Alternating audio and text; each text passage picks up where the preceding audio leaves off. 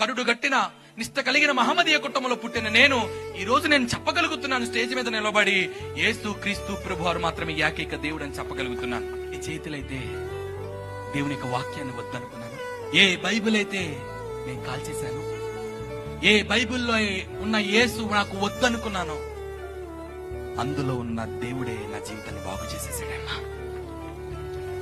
నిష్ట కలిగిన మహమ్మదీయ కుటుంబంలో పుట్టి ఖురాన్ గ్రంథాన్ని చదివి కలీమాలు నేర్చుకొని నమాజులు చేసిన వ్యక్తిని బైబిల్లో ఉన్న దేవుడు నా జీవితాన్ని మార్చేశాడు. బైబిల్లో ఉన్న దేవుడు లేకపోతే, బైబిల్లో ఉన్న క్రీస్తు లేకపోతే, బైబిల్ని నా జీవితంలో అంగీకరించకపోతే మోక్షానికి వెళ్లేవాడిని కాదమ్మా. జన్నాను మాటికి అర్థం పరలోకానికి నడిపించే నాయకుడు ఇస్లాంలో ఉండుంటే నేను కూడా అసత్యంలో ఉంటూ అనేకులను అసత్యంలో వైపుకి నడిపిద్దునేమో.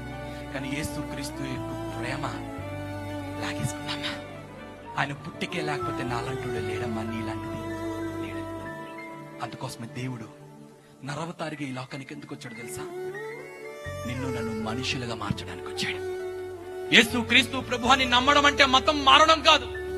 అరే మతం మారావా? అరే క్యారే చిన్న మతం మారావా? అరే యార్ నేను మతం మారలేదురా, మనిషిగా మార్చబడ్డానురా.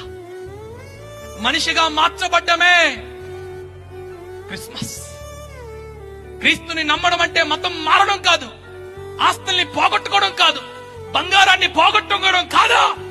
కరుడుగట్టి నీ జీవితం పాపము, ద్వేషము, ఆవేశము, ఉద్రేకత, కోపిస్తుతనము యేసు క్రీస్తు ప్రభువారి దయ వల్లే నేను మారగలిగానమ్మా. గట్టిగా చెప్పండి కొడుతూ ప్రభు నామాన్ని మహిమపడతారు. హల్లెలూయా. ఆ దేవుణ్ణే కాదన్నాను, ఆ దేవుడే నా జీవితానికి భిక్ష పెట్టేశాడు.